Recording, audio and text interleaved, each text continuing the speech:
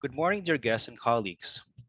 Welcome to this morning's 2021 Quincentennial Webinar, organized by the Maritime and Ocean Affairs Office of the Department of Foreign Affairs. To start today's webinar, I wish to request Ms. Daniel Escalante to give the opening prayer, which will then be followed by the singing of the Philippine National Anthem.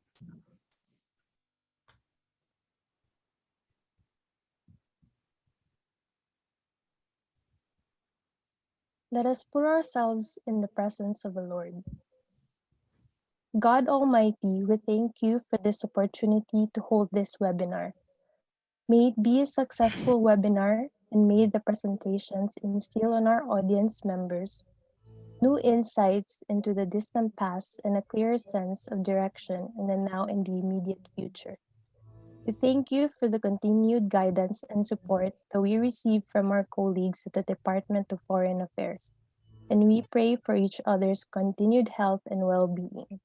Without them, this webinar would not be possible, and without your divine hand, nothing can come to be. We pray that you continue to protect us from the ongoing pandemic and grant healing to those who have been infected. We ask that you continue to instill in us strength to continue with our daily tasks despite the many hardships brought about by this pandemic, and calm surrender to accept the difficult and unpleasant. This we ask and pray. Amen.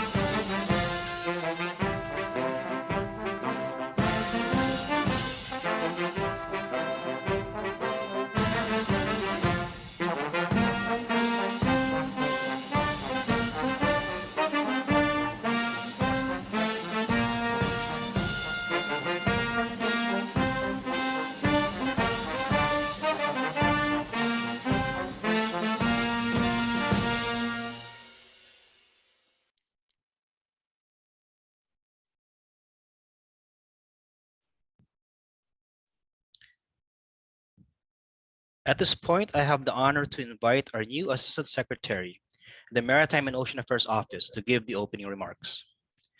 Just to quickly introduce our new Assistant Secretary, Ma'am Maria Angela Ponce joined this office just last week on 22 March 2021.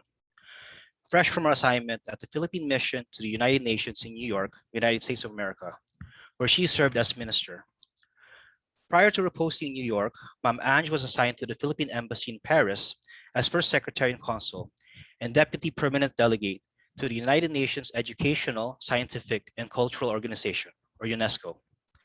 Ma'am Ange has a Bachelor of Laws degree from the University of the Philippines and a Master of Laws degree from University College London, the United Kingdom. Without further ado, may I request Assistant Secretary Maria Angela Ponce to give the opening remarks. Thank you, Francis, and good morning to all of our dear colleagues and all of those who are with us today. Our distinguished speakers for today's webinar, my dearest colleagues in the department, guests, ladies and gentlemen, good morning. It is my great honor to welcome all of you to the Quincentennial Commemorations Webinar of the DFA's Maritime and Ocean Affairs Office. On behalf of MOAO, I would like to express my deepest appreciation to all of you for attending this webinar, and I wish us all good health and continued safety amidst the challenges brought about by the pandemic.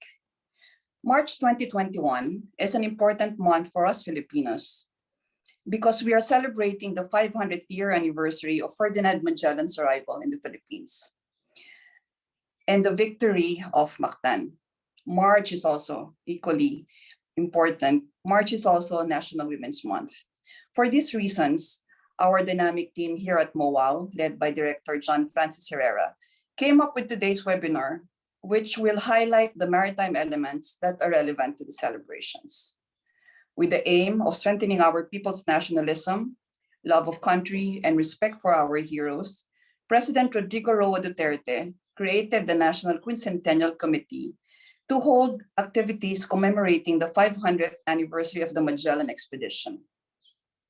Hopefully, these activities will reinvigorate the sense of nationalism of every Filipino through the commemoration of our ancestors' heroism, humanity, and significant contribution to the first circumnavigation of the world. MOAO is particularly proud to contribute to the realization of these objectives. The first part of the webinar is entitled The Cebuano Pre-Colonial Rivalry, an examination of the maritime conflict that caused Magellan's downfall in the Battle of Mactan. Our speaker is a known history, political science, and international relations scholar. Professor Van Ybiernas will take a multidisciplinary approach as he speaks about the events related to Magellan's arrival in Cebu in 1521. He will attempt to humanize Raha Humabon and Dato Lapu-Lapu by portraying them as leaders who are rather clever and perceptive, rather than naive and nationalistic. He will also explain the importance of controlling the Mactan Channel in the early 16th century, the Blood Compact or Sanduguan as a form of an international treaty, and the factors that contributed to Magellan's loss at the Battle of Mactan. We are also honored to have Dr. Cynthia Zayas of the UP Center for International Studies as our second speaker. She will talk about the historical role of women in the maritime industry in the Philippines. Her topic is entitled Moving with the Wind, the Pangayaw fisherwoman's gendered experience, which will be a lecture focused on the pre-colonial women's roles in the practice of Pangayaw. Dr. Zayas is a maritime anthropologist who specializes in indigenous and local knowledge and how natural disasters and environmental hazards in the Philippines have contributed to the development of Philippine culture. We are hopeful that the lecture will allow all of us to gain a better appreciation of women's roles and women's role in building the maritime history of the Philippines. Ladies and gentlemen, Philippine maritime culture has indeed contributed to the shaping of world history more than we realize. We hope that the topics today will allow us to get acquainted with the first Filipina seafarers, reacquainted with our Cebuano heroes, appreciate our cultural heritage, and instill in us a deep, burning Filipino pride founded on the humanity and triumphs of our ancestors. Before March ends, I would also like to say Happy Women's Month. May we be inspired by all the women who came before us, appreciate their contribution to our society, and continue to thrive and become trailblazers and harbingers of change for the future generations of Filipinos. Thank you and mabuhay. Our first speaker today is Mr. Vicente Angel S. Ybiernas, a professor of history and international relations in the Philippines and South Korea's most prestigious universities for the past 24 years. He holds a master's degree in political science, major in international relations from the Catholic University of Korea, and a bachelor's degree in history from the University of the Philippines. Professor Ybiernas is a known economic historian who has published work in international peer-reviewed journals on Philippine economic history and international labor and immigration-related issues. Despite the fact that he is currently completing his dissertation to earn his PhD in history from the University of the Philippines, Professor Ybiernas still finds time to write a weekly column for the Manila Times and become a resource speaker for various webinars and online lectures organized by public and private agencies in the Philippines. The most notable of which is the one organized by the National Quincentennial Committee in August 2020, where he gave a presentation entitled Our Ancestors and World Trade in Pre-Hispanic Times. We are grateful that Professor Ybiernas has graciously accommodated the Maritime and Ocean Affairs Office to speak in today's webinar. Ladies and gentlemen, I present to you Professor Van Ybiernas, who is giving his talk all the way from South Korea this morning. Um, Good morning, everybody. Good morning, Mr. John Francis Herrera. Good morning, Assistant Secretary Maria Angela Ponce. And good morning to all of our dedicated public servants at the Maritime and Ocean Affairs Office of the Department of Foreign Affairs, as well as the entire department. And lastly, good morning to all of our kababayan who are participating in today's webinar. Okay, I only have about 30 minutes, so I'll go straight to my presentation. Wait, let me just share the screen so that you can, so that you can take a look at my PowerPoint presentation. Wait. Okay, yeah, okay. So the title of my presentation is International Relations Aspects of the Battle of Mactan. Main objective of this presentation is to provide the context for the Battle of Mactan, because the battle itself is fairly well known, especially to Filipinos and even to foreigners, right?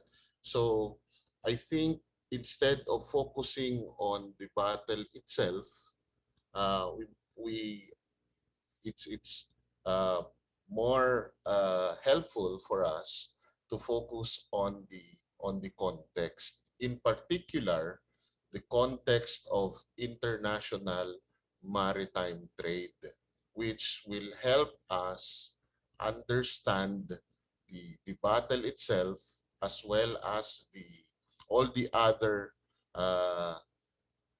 events that happened in 1521. Okay, so let me proceed. Okay, we have we should look at two sets of contexts when we look at the Battle of Mactan. One, of course, is the European context, which in general is summarized in the European Age of Exploration. That is the primary reason why Ferdinand Magellan's expedition found its way into the Philippines. Although, as we know, the objective of the Magellan expedition was to reach the Spice Islands of the Moluccas, and they reached the Philippines by accident. Okay, and on the other side, you have the Southeast Asian Age of Commerce, right?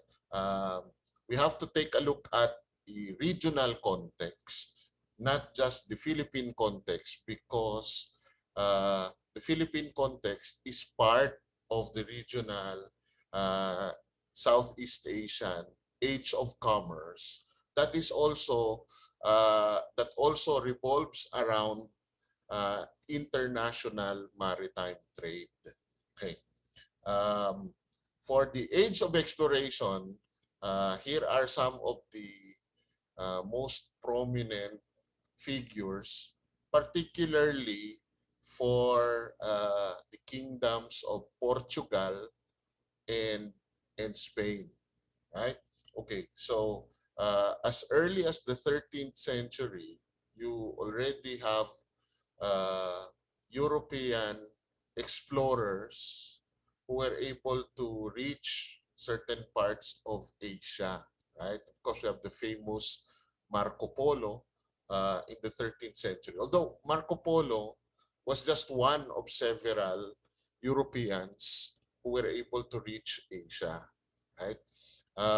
In the 14th century, you have the famous Islamic traveler Ibn Battuta, right?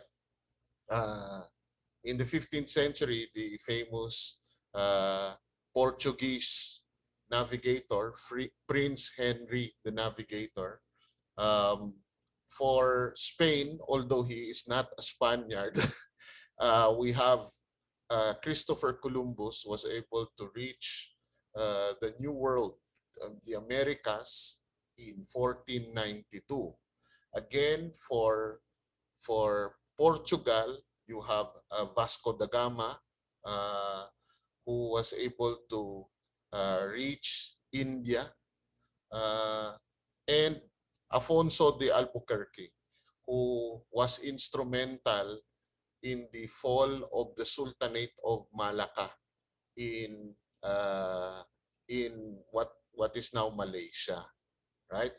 By the way, Ferdinand Magellan was part of Albuquerque's expedition to Malacca. That's the reason why he presented himself to the King of Spain as somebody who can reach, right, who is familiar with the Spice Islands of the Moluccas, and he could provide his services to the Spanish kingdom, right, to allow them to allow Spain to reach the islands and gain access to the lucrative spice trade.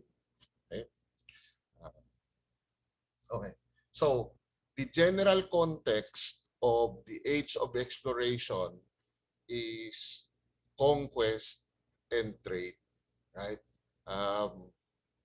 Primarily, the Europeans were interested in the trade of the region. The most notable of which, of course, is the spice trade. But it's not.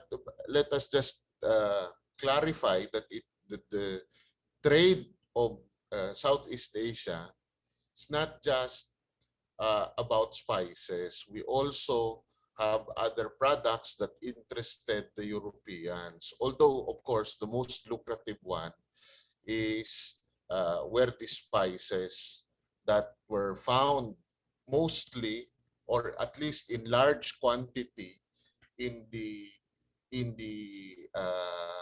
islands of the Moluccas, right? By the way, there is no Moluccas Island.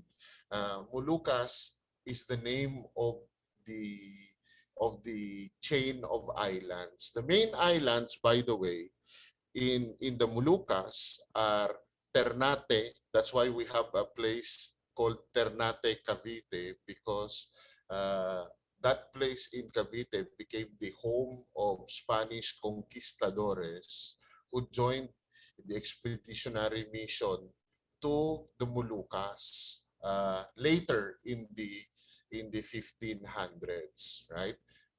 So Ternate is one of the major islands. The other one is Tidore or Tidor, right? Okay. So there is no island named Moluccas. The name is for the group of islands. Just like in the Philippines, there is no island called the Visayas, right? The Visayas is the collective name of a group of islands in our central Philippines. Okay? So, and conquest, obviously, was another feature of the age of exploration. The Portuguese conquered Goa, which is in India, right? And we've already mentioned, conquered the Sultanate of Malacca, right? And of course, the Spaniards eventually, well, not during the time of Magellan, but much, much later, but they also conquered the Philippines, okay? So that is the dual context of the age of exploration. Okay, this is just a map of world trade, world maritime trade. That needs to be emphasized, right? Maritime trade. So it's not just here in Southeast Asia, right? But this is global in scope, right? Global in scope. So that is the first thing that we need to understand, right? That this was not an isolated event. Okay. The map is there. Actually, all of these maps that I'm showing you are available online. Just search using keywords like world trade or Southeast Asian trade, and you'll be able to access all of these maps for yourself. Okay. Okay. So another thing that needs to be understood here is that maritime trade is interconnected, right? It's interconnected from Europe to its connected trade with the New World, with Africa, right? With the Middle East, right? Crossing the Mediterranean, as well as to India and China and Southeast Asia in between, right? Okay, so of course the major trading areas are the Middle East, India, and China, right? But we have what economic historians call secondary international commerce, right? This is the commerce, maritime trade that happens inside this region of Borneo, Philippines, and Eastern Indonesia, which is a what's the word? Which is an outgrowth of the major trade routes from east to west and west to east, right? And those of you who are old enough, just like Mr. Herrera and I, right? Those of you who are old enough to remember during the time of President Ramos, right? There was BIMP Iaga, right? Think it's Brunei, Indonesia, Malaysia, Philippines, East Asia Growth Area, right? And that is very historical, right? Because it goes all the way back to the 1500s and even earlier, actually, even earlier. Okay? And all of this, let me reiterate, because our sponsor is the Maritime and Ocean Affairs Office, all of this is maritime trade, right? Or maritime-oriented trade, right? Here is another map of the interconnected nature of maritime trade in Southeast Asia as well. Well, Asia in general, right? Asia in general, but more specifically in Southeast Asia. You can see here, you can see below the Philippines, for example, the island of Ternate, right? The island of Ternate in the Moluccas, right? Okay. Again, all of these maps are available online, right? These are available online. You can get it for yourself. Okay, okay, so this is another map, right? Establishing, well, you can see from the map that the words trading and raiding. I will talk about that later, right? because these are dual phenomena, right, associated with international maritime trade, right? Okay, I'll explain that later. So this is just a map that specifically focuses on the Philippines and its immediate connections, right? Its immediate connections in Southeast Asia. Okay? Huh? Why is it not moving? Yeah, okay. All right. Okay. But again, right? Again, then and now, right? China trade, our China trade is the uh, China or trade coming from China is the central. China is the central figure in this trade that involves the Philippines, right? Because aside from the spices that come from the Moluccas, uh, an important mover of international maritime trade are Chinese products, right? Chinese products like silk, like porcelain, right? Ceramics, like perfume, and others, right? So it's not just like I think I mentioned this earlier. It's not just spices that fuel this regional and international trade, right? Okay. Um, uh, if you, wow. Okay. Okay.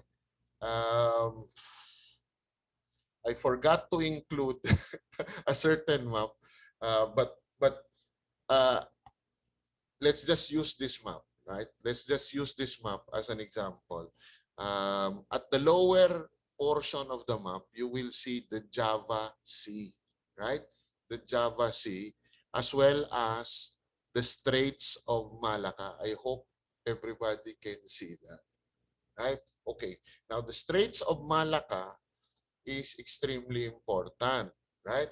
Because that is the passageway from to and from China and India, right?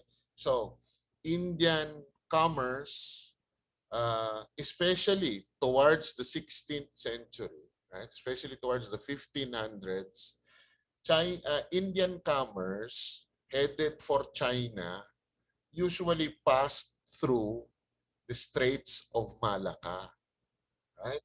Okay. And uh, also during this time, and even earlier, right? And even earlier, they're developed in the Java Sea area, right? The uh, the kingdoms of, I'm sure you've heard of this, right? The kingdoms of Majapahit and Srivijaya, right? So in general, they developed as a powerful uh, kingdom in the Java Sea area, right? Okay. So as these kingdoms in the Java Sea area became powerful, they became a little bit uh, recalcitrant in the eyes of the Chinese Empire, right? Uh, they were now defying defying the wishes of the Chinese Empire, right? So China decided to shift, right? Shift the focus of the Chinese trade, pivot the focus of the Chinese trade away from the Java Sea towards our region here, Borneo, the Philippines, and Eastern Indonesia, right? So that's why you have the flourishing of international maritime trade, particularly in the 16th century, in the 1500s, or uh, even in the 1400s, before the 1500s, right? Uh, as far as the Philippine participation in this international maritime trade is concerned, our main products were clove, camphor, nutmeg, sandalwood, tortoise shells, etc. And the main market, really, of these products was China, right? And as you can see in the photo to the right? This is a news report from 2014, right? Where we uh, which talks about Chinese fishermen poaching turtles, actually tortoise, right? In our seas, right? That is not a contemporary phenomenon only, right? A Chinese demand for tortoise shells goes all the way back to 500 years ago, or even before 500 years ago, right? So a lot of things have changed in 500 years, but also a lot of things have not changed. Okay? Okay.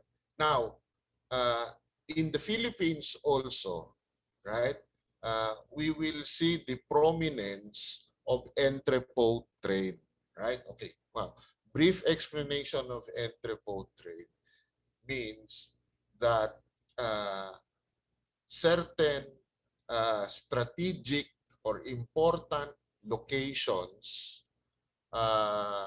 become the center of entrepot trade, meaning both uh, buyers and sellers converge, right? Converge uh, in the entrepot to exchange their goods and services, right? Okay, so you have several components of this entrepot trade, right? The first one we might say is domestic, right? To the Philippines, you have the exchange between our interior areas, right? Together with our coastal communities, right?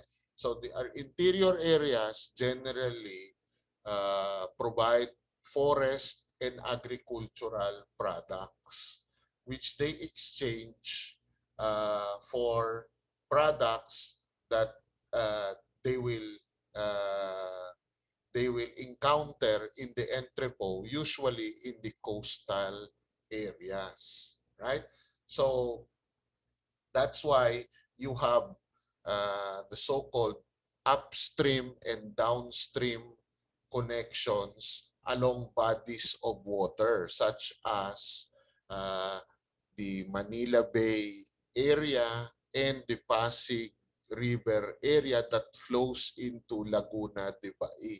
So, for example, historically, you'll be able to see connections between Manila and the areas of Laguna, Cavite, Rizal, Batangas, right?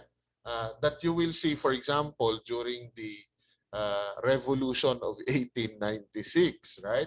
Uh, the revolutionaries were formed, their organizations were formed uh, because of these existing connections between Manila and all of those provinces. All of those connections date all the way back to our international maritime trade connections. Right? Okay. So you also have inter-island or national trade. Right? So this is context for example, of Cebu and Mactan, right? Inter-island trade, or even Cebu and Bohol later on during the time of Miguel Lopez de Legazpi, right? And Raja Sikatuna, right? And as well as the connections of, for example, Manila with the islands of Mindoro, right? And the connections between the islands in the Sulu archipelago, and so on and so forth. There's so many examples of this, right? And it is inter-island entrepot trade that connects all of them, right? Okay. And then, of course, you have the regional and international trade. I don't think I need to talk about that because already saw that in the previous maps, right?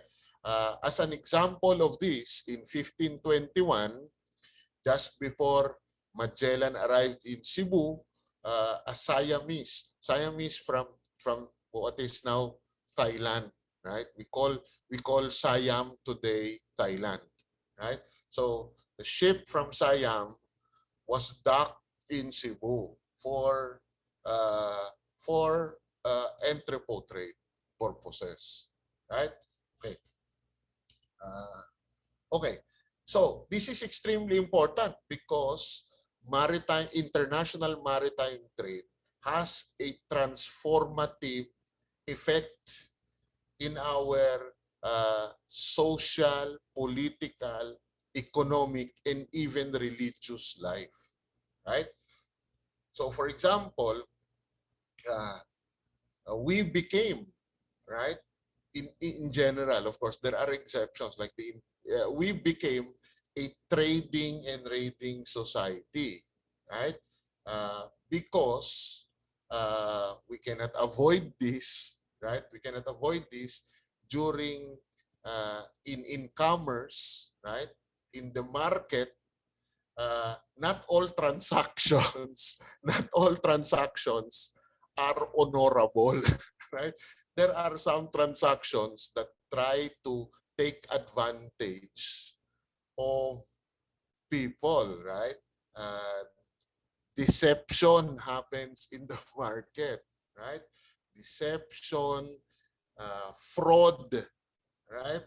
And all of these negative transactions, right? So when that happens, and the Spanish accounts are very clear about this. For example, Captain Miguel de Luarca very clearly writes in his Relation that war between communities in the Philippines happens when a commercial transaction goes awry, right? Or when one party feels that they have been deceived, taken advantage of, or some kind of fraud was committed against them, right?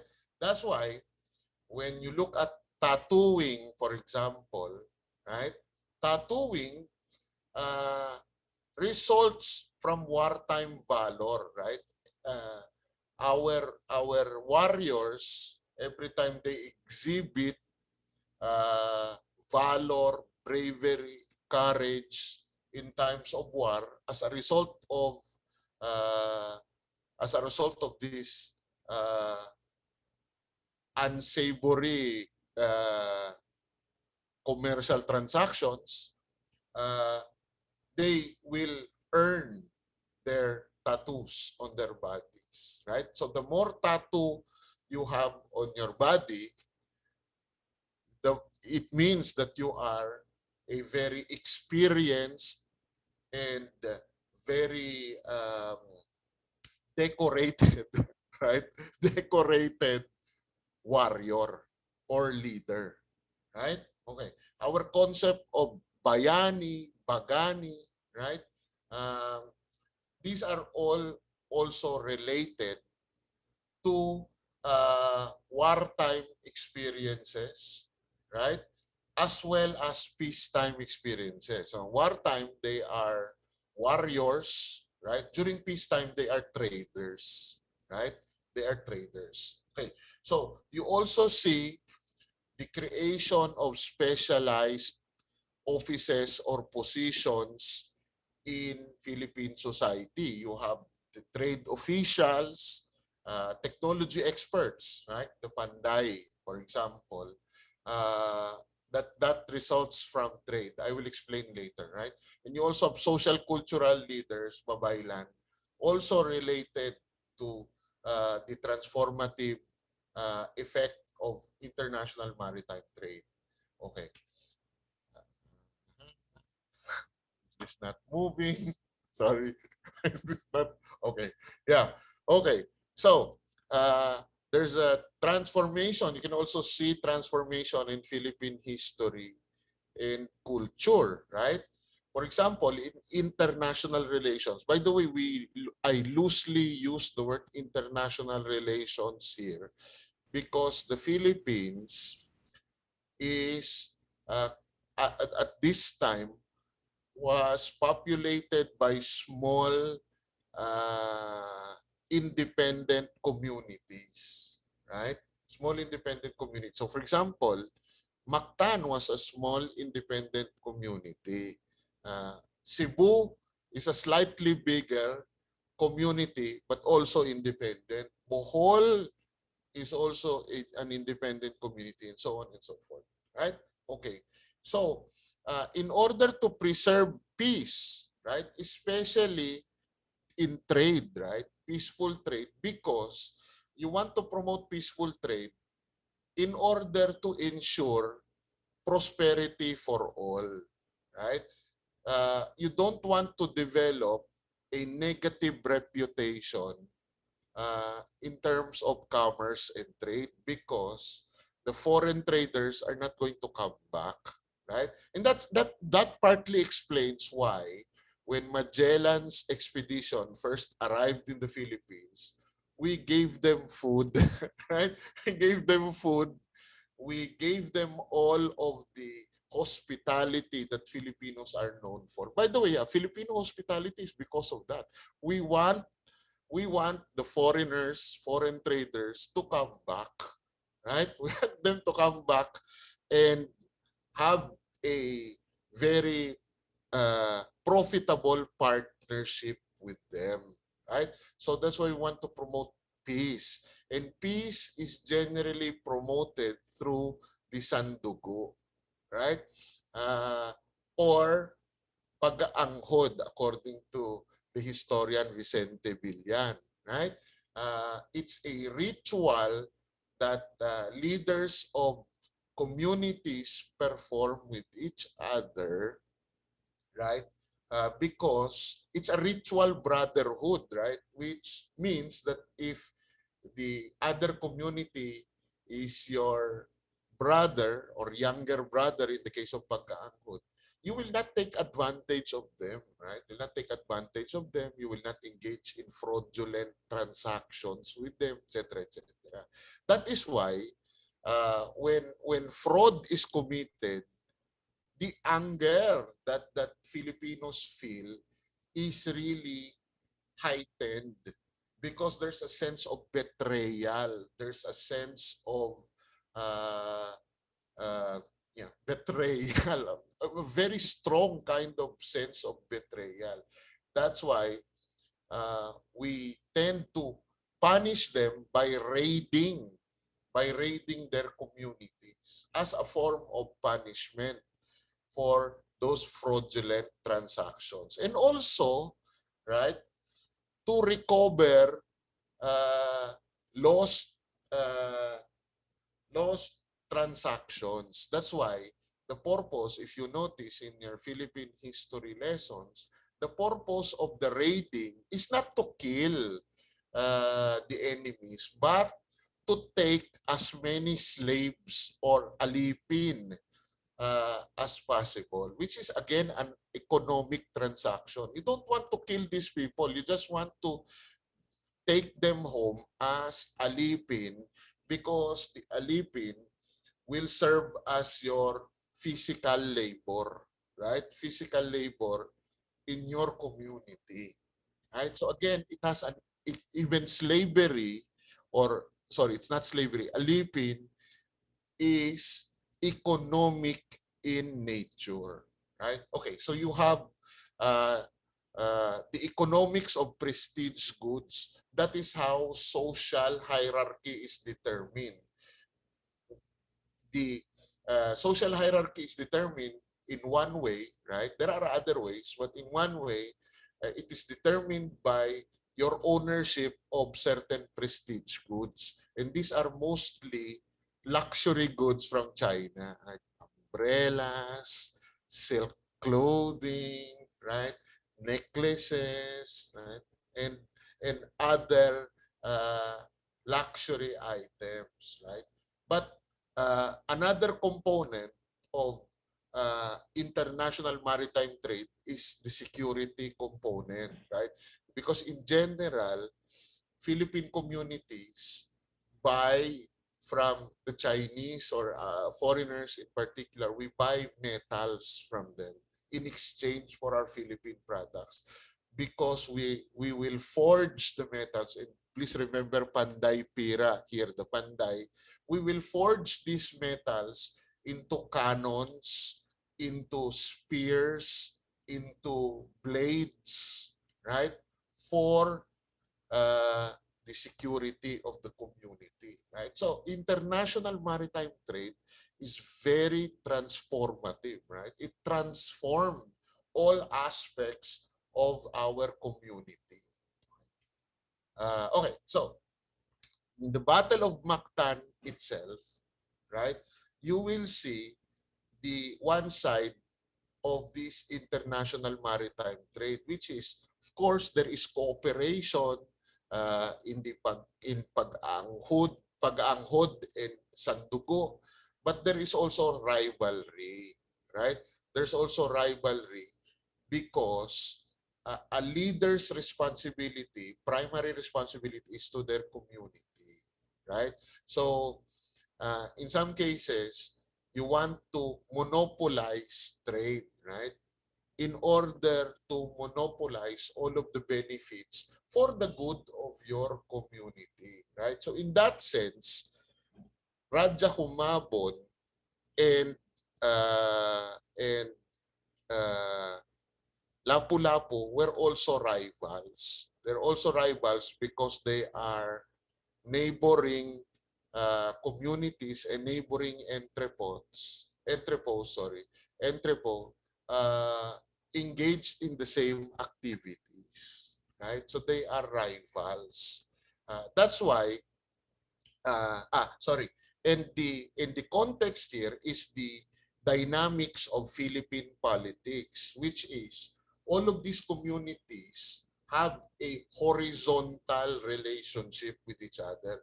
No community is superior or above the other communities. That's why the arrival of Magellan was a little bit unsettling, right? It was a little bit unsettling because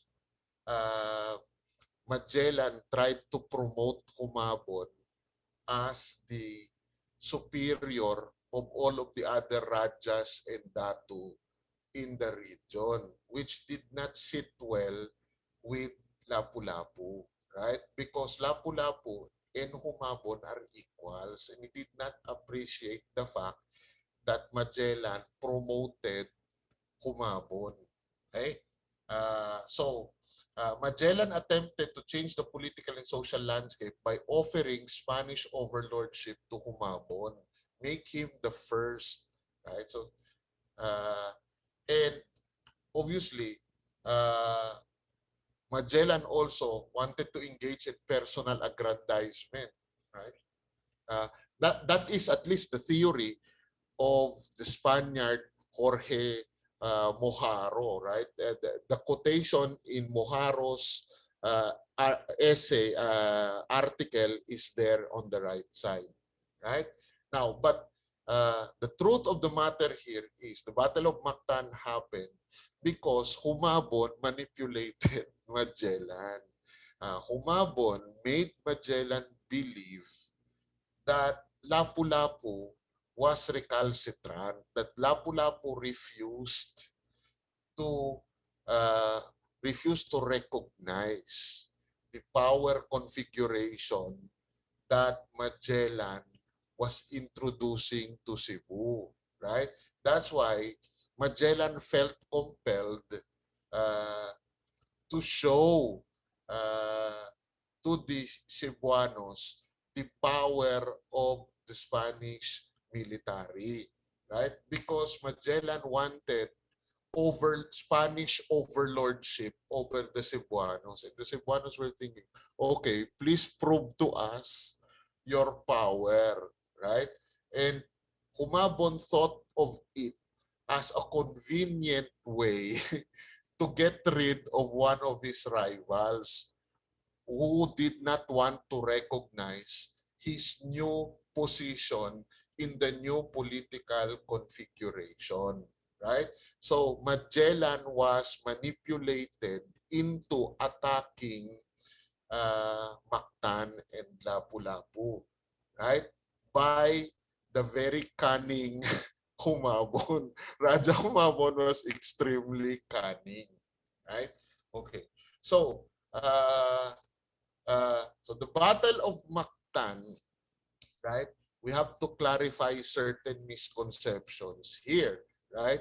Lapu-Lapu was not totally against the Spaniards. He was only against Magellan's promotion of Humabon. So the rivalry here is between Lapu-Lapu and Humabon.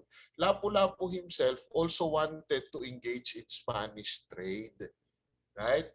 And because the Spaniards attacked Mactan, he was forced to adopt a defensive position, right?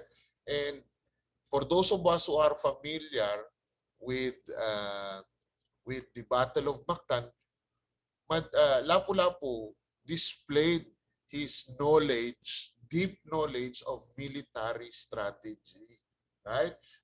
Very briefly, if I still have time, sorry if I consumed a lot of time. The strategy of Lapu-Lapu was to bring a small force to confront Magellan at the outset, right? So Magellan and the Spaniards easily defeated that smaller force. So the smaller force appeared to have lost and was running away from the battle. In fact, they were luring Magellan into the interior of Mactan, where two large forces were hiding to ambush and to outflank Magellan. So when Magellan decided, sorry, I'm about to finish, right? I'm about to finish, sorry. When Magellan decided to pursue the fleeing warriors of Mactan, they were ambushed and eventually killed, right? So Magellan's death is a product of hubris and a lack of military intelligence and personal aggrandizement. I think this is the last slide, right? I think that's the last slide. So thank you very much. Later on, I think there's an open forum. I'll be open for questions later. Thank you very much. Thank you, Professor Ybiernas, for that insightful and colorful presentation. For the second presentation of the webinar, I have the honor to introduce to you this morning the pioneer maritime anthropologist in the Philippines to give her presentation on the Pangayaw fisherwoman's gendered experience. Dr. Cynthia Neri Zayas is currently a professorial lecturer at the University of the Philippines Center for International Studies and was previously its director. She was also former chair of the Philippine Social Science Council. With her academic background from the University of the Philippines and Tsukuba University in Japan, Dr. Zayas is a known maritime anthropologist and has published renowned works on indigenous fishing and maritime cultures in the Philippines, Japan, and the Pacific Islands, among others. Without further ado, ladies and gentlemen, we will present to you Dr. Cynthia Neri Zayas. Oh, thank you very much, John Francis Herrera. Um, Thank you to the Maritime and Ocean Affairs Office. Um, and it would be really good that you have this webinar because the UN, this is the UN Decade of Ocean Science for Sustainable Development, from 2021 to 2030. And I hope you continue this interest in culture and society of the Filipinos, its Southeast Asian neighbor, and the Pacific. You asked me to look for the Filipina in pre-Hispanic Philippines. What we find, however, are relaciones, and these were very exciting descriptions of ladies, bejeweled ladies, binukot, very fair ladies of the upper class. Later on, we learned that the women of the Visayas, especially were portrayed as witches, bailanes, sorcerers, healers, in other words, negative images. So that encounter really, really surprised many relaciones from the Western eyes. Okay, um, next slide, please. Uh, I have a big uh, title here, Encounters, History, and Geography. What I wanted to say is that I want to integrate these encounters, the history that produced it, the geography, the setting of a very micro example of contemporary island fisher women's lives that is moving with the wind. Okay, so we have this encounters, the history of it, the geography, which talks about the wind, the food, and the women fishers. Then we go into the uh, micro study, which I have done, 30 years ago. Was it? Yeah, about that time. Next, please.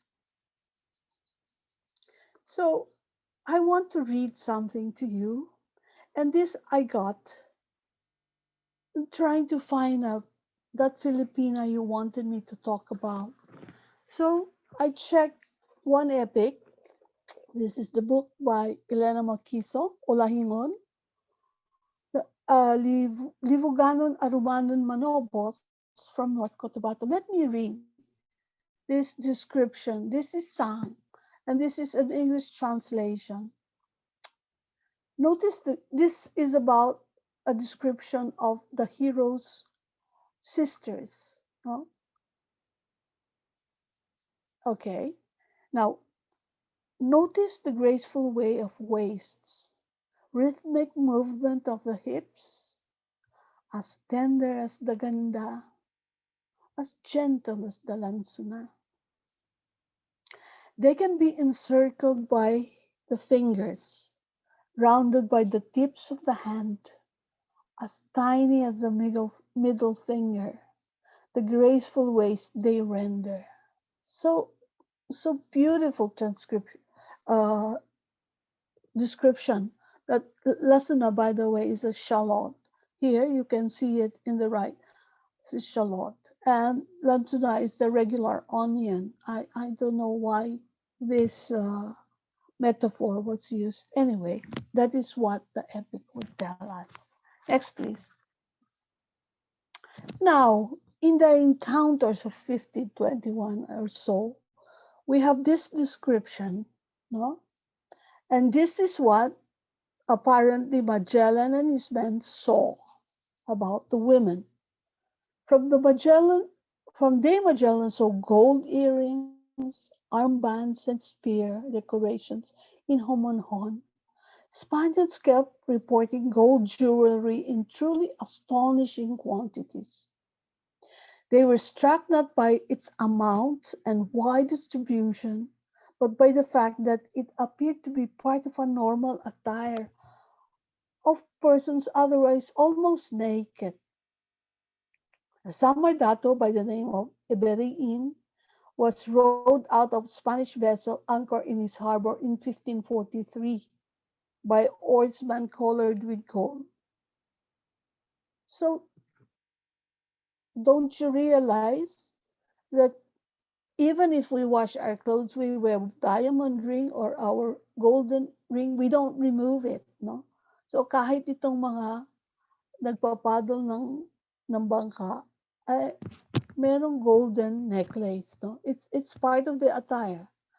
And that's the way they were in that period. Next, please.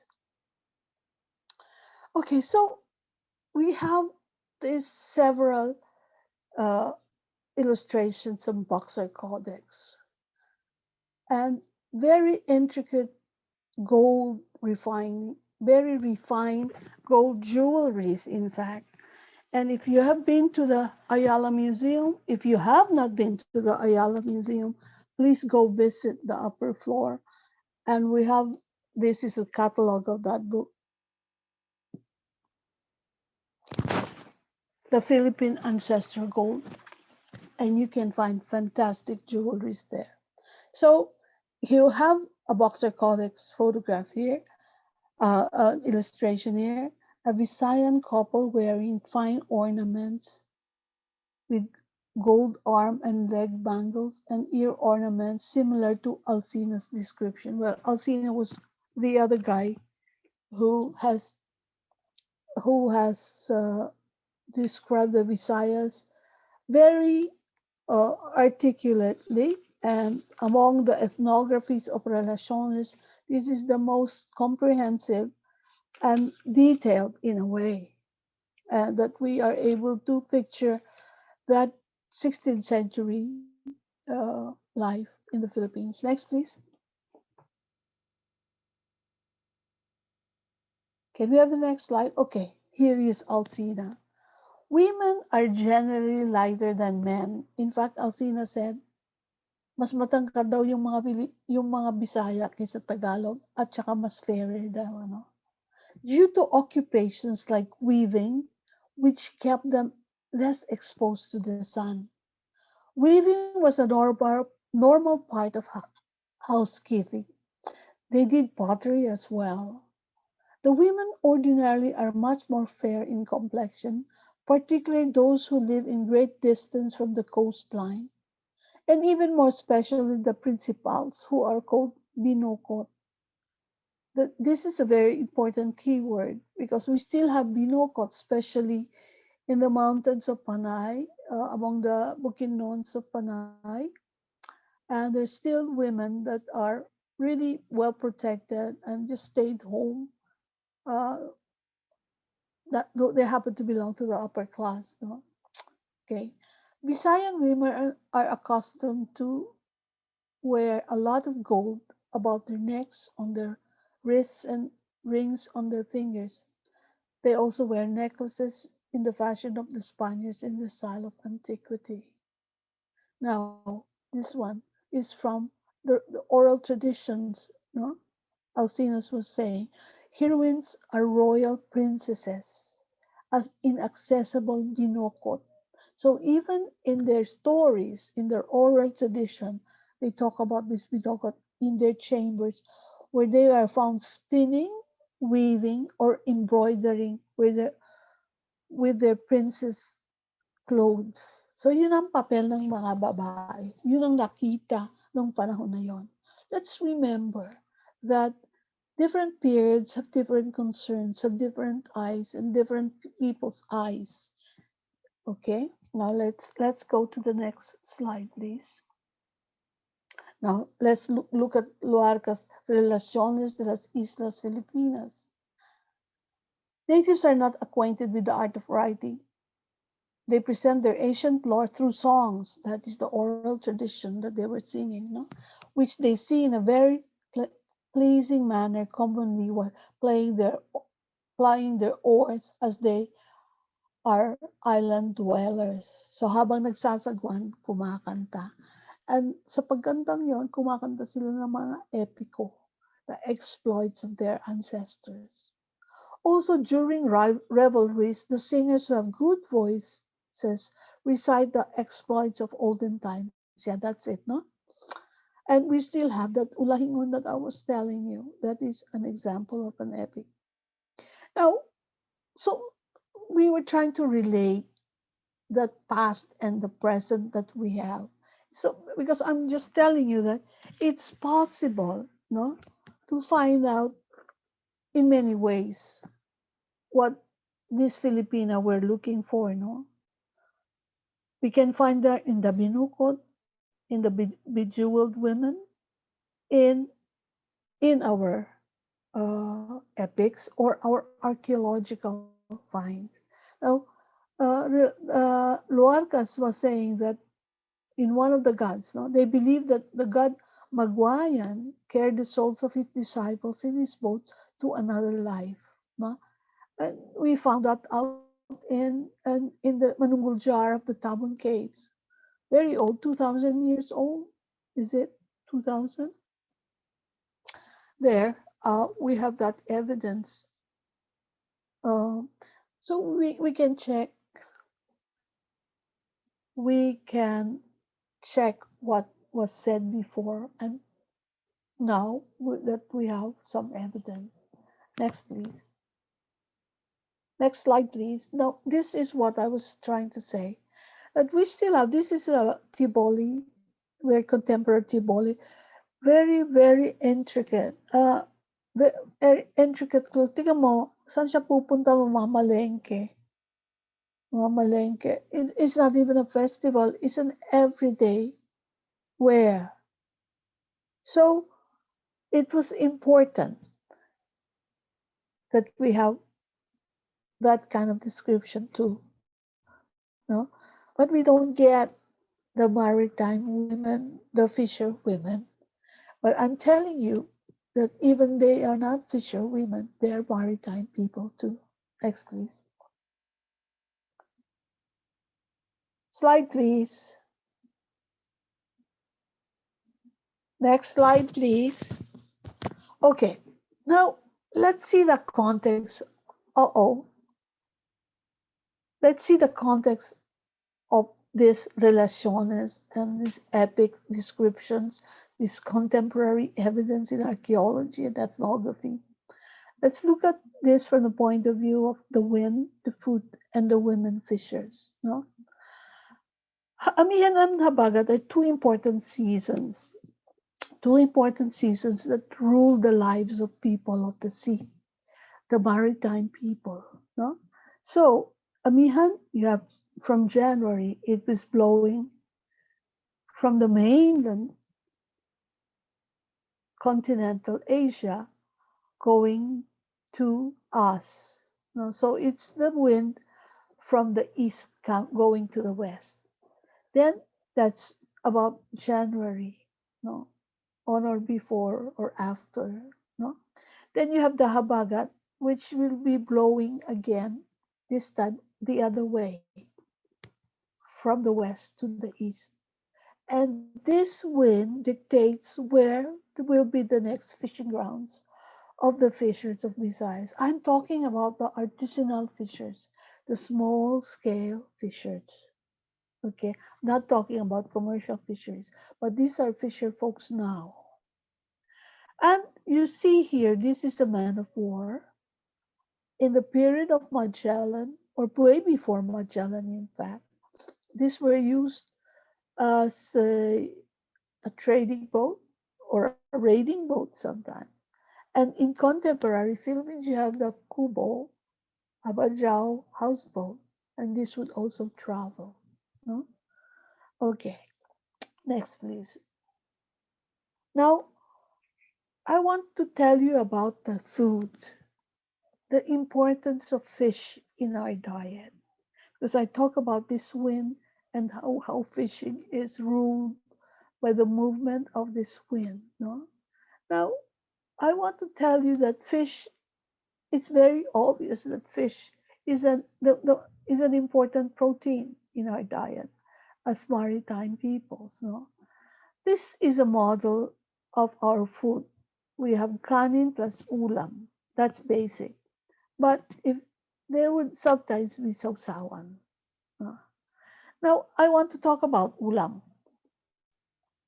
When you look at the concept of ulam, no, I want to use the word fish, fish, because fish is ulam. Now, let's look at the next slide. Okay, these are some ethno-linguistic groups with the word for the word that has fish.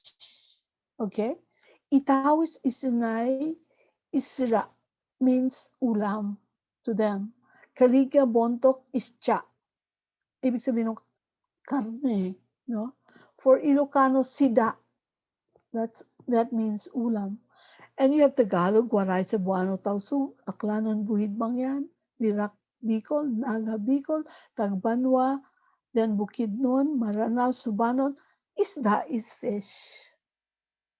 So if you look at on your right, the Cordillera and the Ilocos region, you have this isda, shida as ulam, huh? That's ulam, and fish is fish in these areas. So that what I just want to use this as a heuristic device to say how important fish is in our culture. Without ulam, kanin, kanin can be grains, kanin can be breadfruit, can be ube, gabi, kamote, blunt, no, very bland.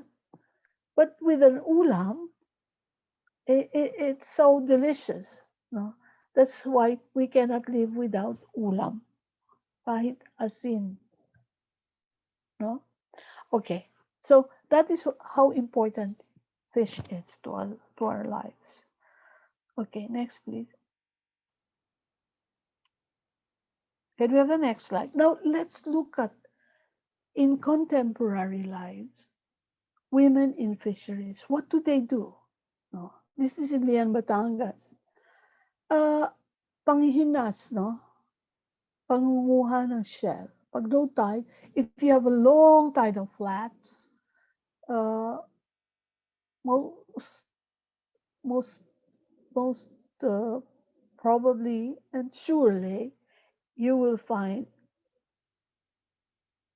aha, hello, can you hear me? Yes, Hello? ma'am, we can hear you. We can hear Yeah, you. I have I have an unstable internet connection. This is not the fault of DFA, but this is the fault of PLDT. Hmm? Okay, now just tell me because I'm going to stop. So now we are on. I go back to women in fisheries, Panghinas in Lian, Batangas. If you have long tidal floods, surely you will have get a lot of these clams. No, and this is the job of women and children. This can be used as ulam. This can be used as ulam or can be sold with neighbors or maybe it can go to market directly. Next, please. Besides this, okay, see this, these are sea cucumber. The native name is bat or balat, no? Very expensive sea cucumber. Chinese love this. This is women and children. See, women is always associated with children, probably because they take care of the children. So they bring them along to clean, to process. It's a long way to process the sea cucumber. You clean, you dry, you smoke, no? Many days, okay? And pamakas, no? Drying fish. You see this woman still cleaning that fish. It will be soaked. After cleaning, it will be soaked in brine. Then they dry. Then they turn it around. And then next, you know, it's a tedious work. But the most tedious work of all is putting baits, especially on a long line. No? You have what 3,000 baits to put in one line, in one line, and you you you're putting this for probably your man to fish. But after he comes home, you have to remove the hook, and then straighten the line, then put it again. This is a tedious work, and you have to hurry because you have to do it the following day. Yan ang pinakamahirap, I think. Next, please. Yeah, there are other ways that women involve themselves in the isda that we love to eat. They sell in the market. No? After they process, they sell. They can do tinapa, they can do pinacas. Then they sell fresh fish. They clean the fish. No? Why them? Why around this time, their husbands might be asleep already. And this is the time they go to the market or the tiangge or and sell this produce that their husbands or they must have procured from a neighbor if they have enough capital to be a middle person, process the fish and sell or sell it fresh this way. Okay, next please. Of course, they cook the best food. They know how to cook. They know how to cook exactly the food that the fish, the sea, the produce from the sea. They're just fantastic, you know, the food that they are. Next time you're in Tacloban, go to Yolanda restaurant. It's very near the airport. And turu turu, and they cook it for you. This is from Yolanda. Fantastic food. Okay, next please.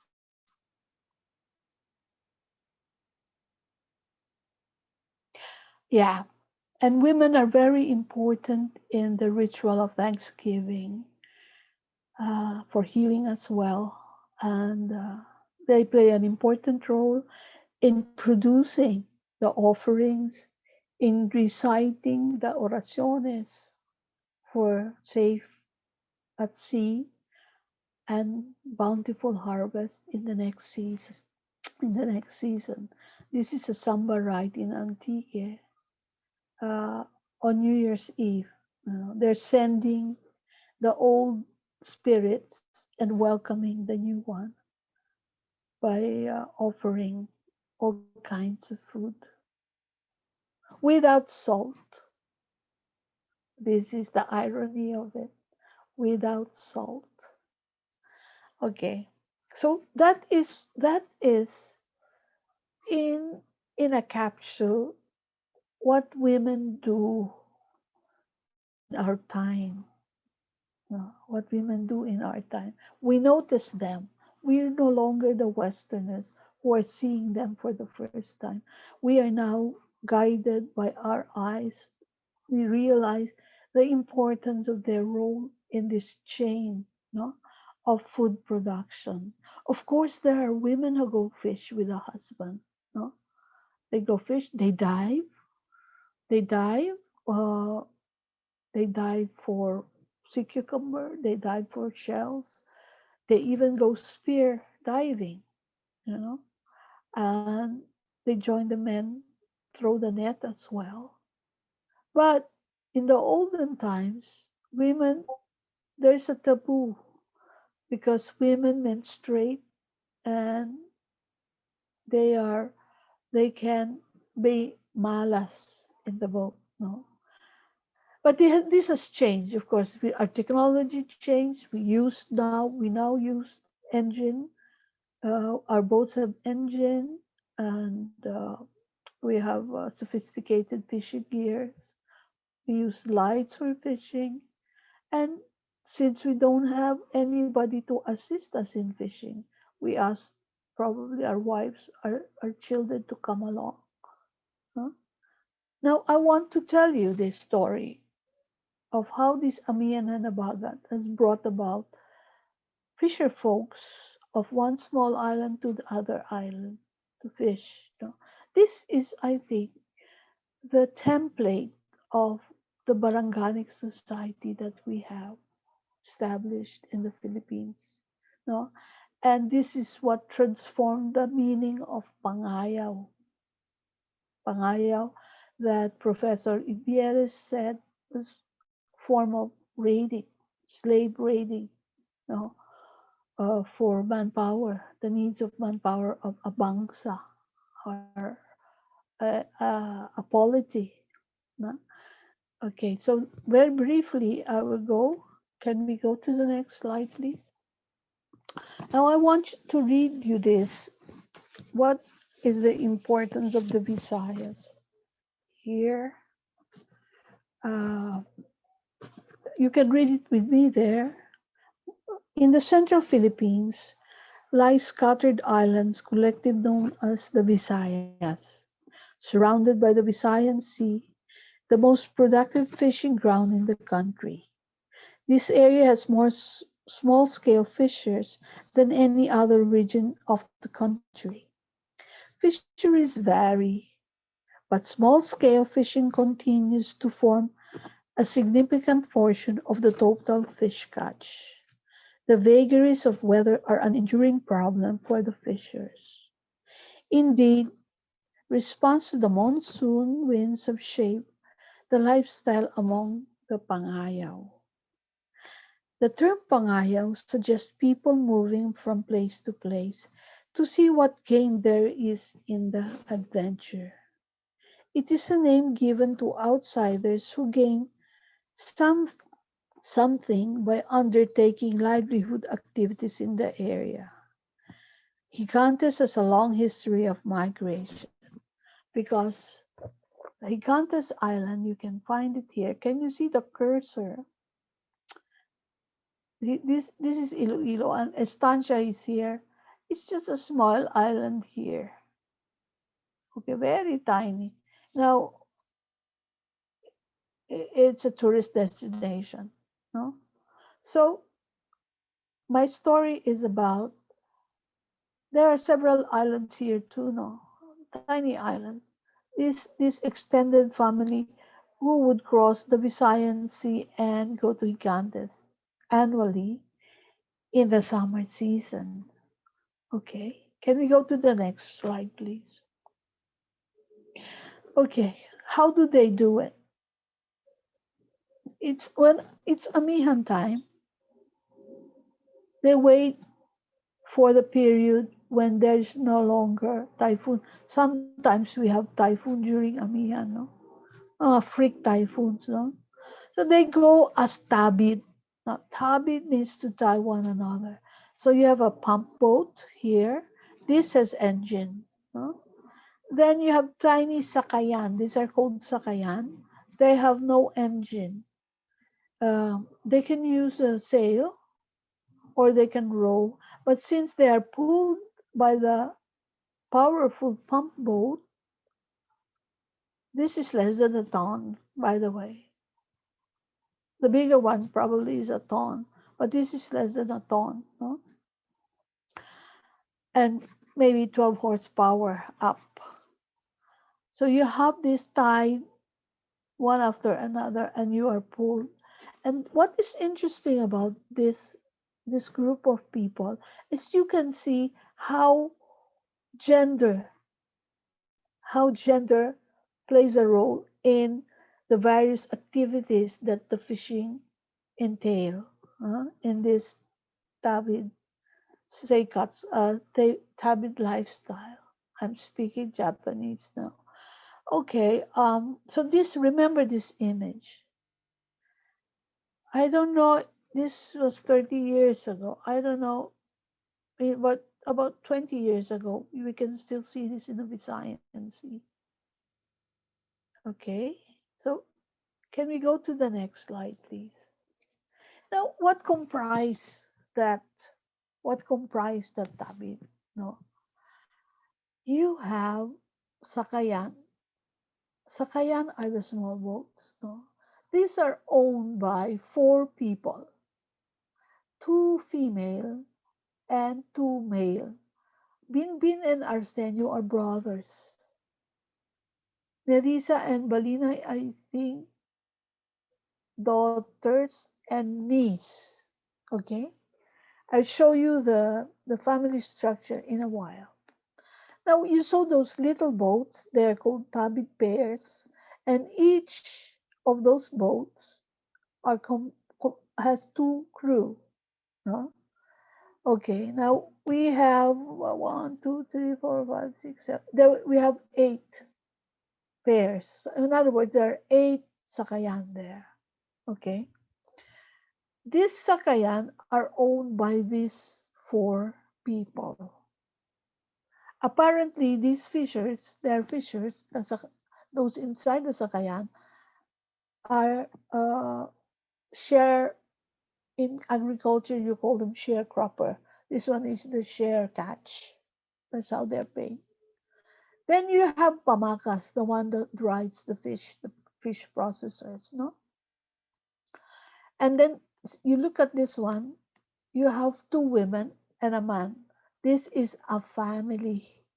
Baka to save on labor, husband side now joins in processing the fish.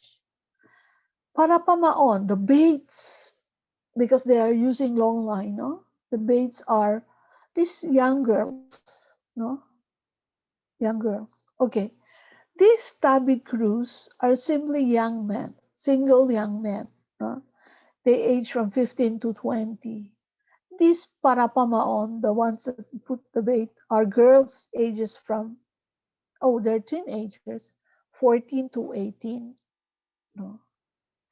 And because there are about marriageable ages, some social relations occur when they visit the island. Siyempre, nagkakaroon ng crush doon sa local girls or local boys. And in the end, they come back and marry or they stay for good. No? So the two, okay, uh, okay, I think I have written that about here. So can you imagine? No? Can we go back to the last slide, please? The, the previous one. So this is owned by one of the Sakayan owners, no? And these are the young men and the girls, the teenagers, and the boat owners are in the pump boat. Okay, next slide, please.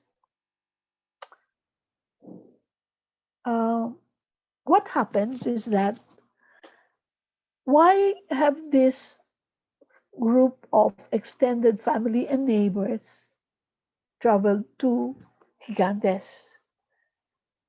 Previous summers, they have gone as well.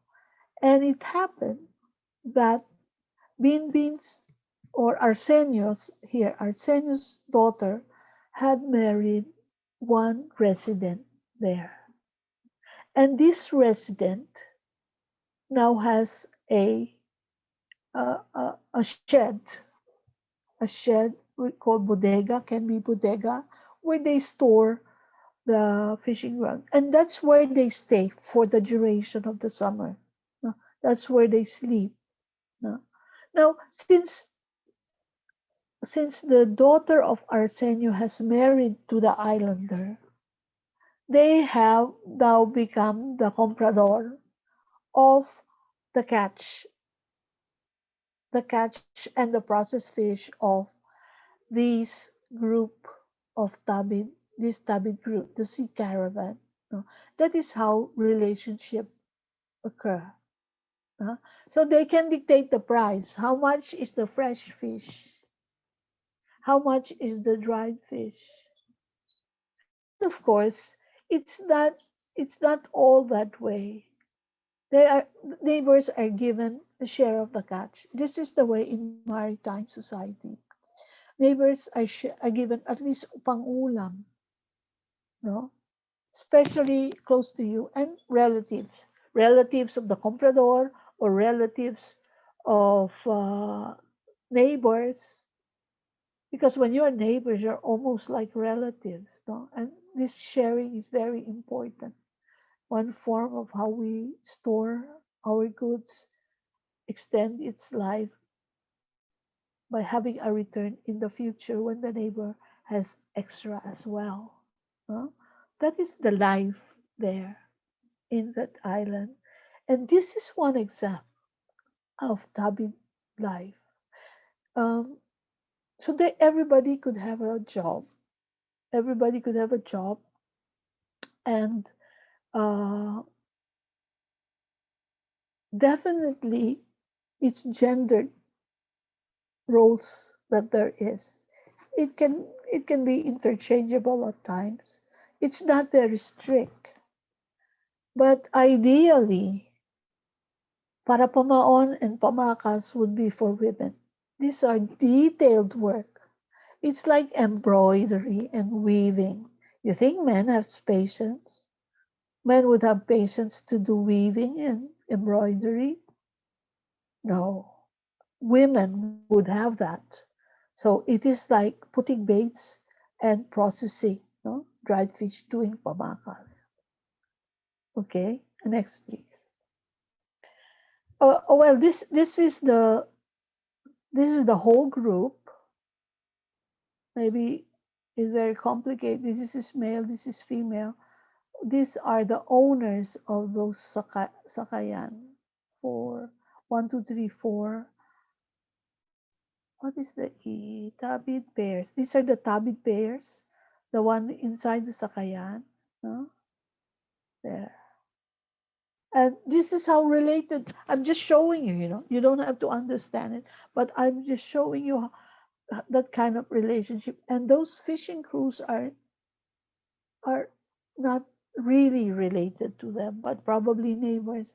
Some are uh, agriculturists, no? They're sharecroppers. They would come to the shore and look for part-time job. Since in summer there's no agriculture, they wait until the rain comes. So they do this part-time. Okay. Uh, yeah. This is how it is, and my theory is that this is how we made our Baranganic society, and we expanded and expanded and expanded. When we find the right fishing ground, we decide to stay. No? We decide to stay. Okay. We're still looking for those women, but this is the period when me and my co-scholars have now the eyes to see the importance of women in the fishing, in the fisheries as an industry, especially on artisanal fisheries. Now you will see them here. Next, please. This is Binbin's family, extended family, about 30 years ago. Yeah, I began my study in that island 30 years ago. And I've gone there every now and then. Yeah. Now I find the women, the the ladies, the girls in in the productive aspect of our economy in these artisanal fishers. You find it very, very clearly because their labor is very important as well as the men's labor. How, imagine you have no refrigeration. How can you prolong the life of the fish? You need processors. How long can you fish the following day if you have no baits? People to put the baits on the long line. It's not a mechanical activity. No, it's a family, it's a neighborhood, it's a group tabid activity that would make it possible for us to have this delicious bulao from Iloilo, you know. Yeah, now let's see now this another ice from two professors I love so much, my teacher, my friends, uh, and they will tell us where they are. these women that we're looking for. Can we play that? Next, please.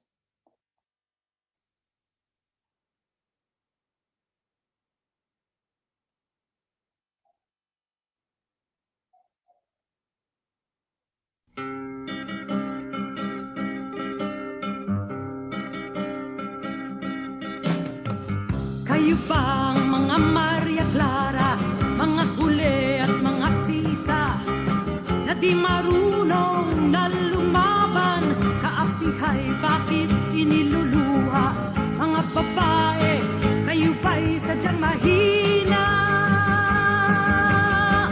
Kayo ba ang mga Cinderella, na lalaki ang tanging pag-asa? Kayo nga ba ang mga nena, nahanap buhay ang pagpuputa?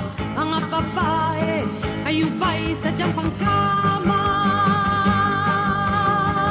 Ang ating isip ay buksan at lipunay pag-aralan.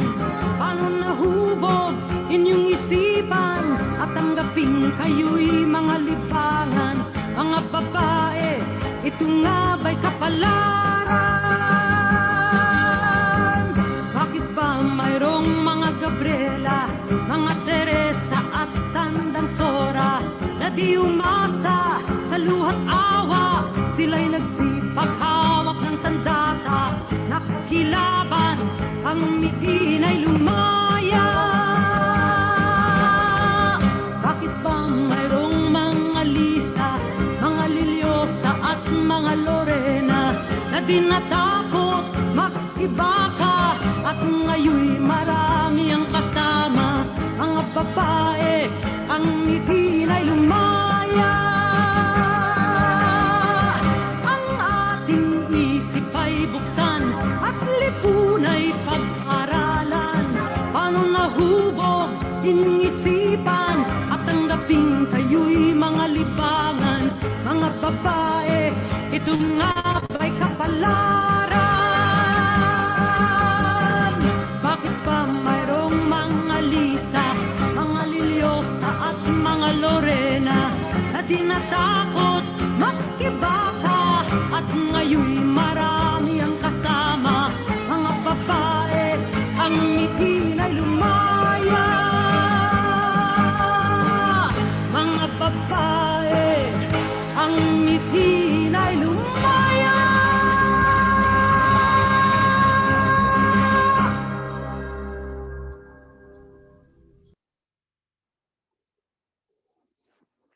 Thank you very much. Thank you, Professor Zayas, for that equally insightful and eye-opening presentation. The virtual floor is now open for questions. For those who wish to ask a question, you have the following options to do so. You may use the raise hand feature of the Zoom platform and wait to be acknowledged. After you are acknowledged, your camera and microphone feature will become operational, and you may directly address your question to either one of the speakers or both. The other option is to send a question via the chat feature of the Zoom platform. We request that you identify yourself and which agency, university, school, or other entity you represent before asking your question. The floor is now open. While we're waiting for other questions, we actually have several questions set in for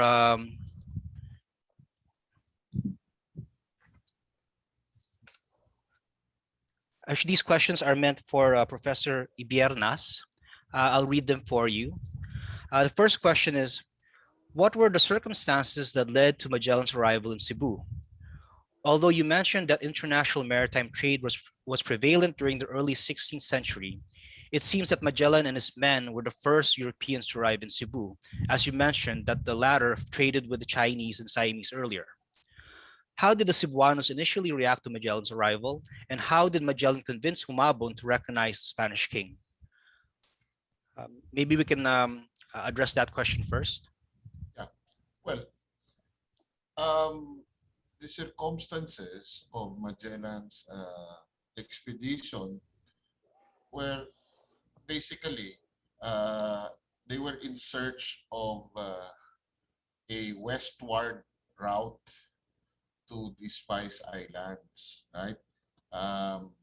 Because upon the impact of uh, Christopher Columbus's discovery of the Americas, uh, opened the floodgates for European exploration, right? So there was exploration on the part of the Portuguese, mostly in parts of Africa and all the way to India on the one hand, and the exploration of the Spaniards into the Americas, right? So there was an agreement mediated by Pope Alexander VI.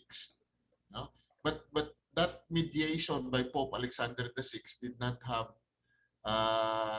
legal weight, right? The papal bull of 1493 did not have any legal weight. The one that had legal weight was the Treaty of Tordesillas. Treaty of Tordesillas that was signed by Spain and Portugal in 1494, where they essentially divided the world. I think people are fairly familiar with this, right? So in essence, the Western sphere belonged to the Spanish sphere of influence. The Eastern sphere belonged to the Portuguese. Now, of course, other European powers did not recognize this. No? The English did not recognize this. The French did not recognize this. This was essentially just between the Portuguese and the Spanish. So Magellan wanted to reach Moluccas by traveling westward because the Western sphere belonged to Spain. Okay. Now, the second question: how did the Cebuanos react to the arrival of the Spaniards? Actually, not just the Cebuanos, but the people of the Philippine archipelago were not surprised with the arrival of the Europeans, right? Because, like I said, there were a lot of foreigners, right? Foreign traders, foreign ships that regularly visited certain portions of the Philippine archipelago, right? So it was not really a surprise, right? It was not a surprise. And people of our archipelago assume that the purpose of uh, the Europeans in coming here was to trade, right? So that's the reason why when Magellan arrived in Cebu, Raja Humabon wanted to collect uh, a, a payment, wanted to collect payment from the Spaniards for their participation in the entrepot trade in Cebu, right? Of course, Magellan refused to pay, right? Refused to pay primarily because he considered it an insult that he had to pay for the right to dock in Cebu, right? But Magellan was also faced with a dilemma, right? Because he needed uh, the people of Cebu. He needed supplies. He needed uh, he needed time, right? Time, because you have to understand, Magellan and his crew had been uh, traveling for many months, right? A lot of them were sick. Most of them were malnourished, right? So they needed Cebu, right? So I think that's the reason why Magellan was forced, right? Magellan was forced to introduce the idea of Spanish overlordship to the Cebuanos in exchange for being allowed to stay in Cebu. Because I mean, um, the longer Magellan stayed in, not just in Cebu but in our islands, the longer Magellan stayed in our islands, the more that our people realized that they were useless. They were useless. They did not have any valuable items for trade because they refused to sell their cannons to us. They refused to sell their cannons to us. So they really had nothing of value to trade to Filipinos. So I think that's the reason why, and this is speculation, of course, on my part, right? But I think that's the reason why Magellan offered uh, an alliance between Spain and Raja Humabot. Now, of course, later on, when Legazpi returned to the Philippines 40 years later, Legazpi would disavow Magellan and said that, Magellan was not authorized to do this, do that. That was not the instruction of King Charles, etc., etc. Right? So, and that's probably correct. And that's probably correct because Magellan was not authorized to enter into any agreement with uh, with the people of Cebu. But I think if you read the situation, the context is Magellan had to do something. Magellan had to do something because he had nothing to offer. He had nothing to offer the Filipinos, right? And the Filipino conversion to Christianity is understood using that context, right? When Magellan offered an alliance between Spain and Humabot's Cebu, that's when uh, the people of Cebu, led by Humabot and his wife, began to warm up to the idea of that they need to convert to Christianity as a sort of ritual to seal that partnership, right? Okay. So yung third question, I forgot. I Can you refresh my memory, sir, about the third question? Yes, I'll read it for you again, Professor. So the third question that was being asked is uh, well, actually, that was pretty much it. Okay. How did Magellan convince Humabon to recognize the Spanish king? Okay. Okay. Yes. If I may, I'd like to ask a question for Professor Zayas. So you thank you very much for the presentation. You made mention that um, as part of your studies, you visited these fishing communities and even spent time with one specific family. And also you mentioned that you've regularly visited them before, or I believe you still continue to visit them. How has the impact of the modernization of a society affected them and their livelihood? Given the technology that we have nowadays, do you feel that this has benefited them, or do you think that it has led to a decrease in their activities as fisher folk? I'd like to ask your views on this, ma'am. Thank you. Excuse me, my internet was unstable. Can you restate your question briefly? Yes, ma'am. I was asking about the families, the fisher families that you visited and then continue to visit as part of your studies. Have you noticed any impact that current technology and the developments in the world have? I think what I'll do, I'll just message you the question, so you can go ahead. Ask me. Okay. Fast. Yes. Regarding the fisher families, you visited them on a regular basis. Have you noticed any impact that technology and present day developments have had on their livelihood and the way they live? Has it benefited them or has it been detrimental to their fishing activities? Thank you, ma'am. Uh, there, there are uh, fishermen who are able to borrow money to buy engine.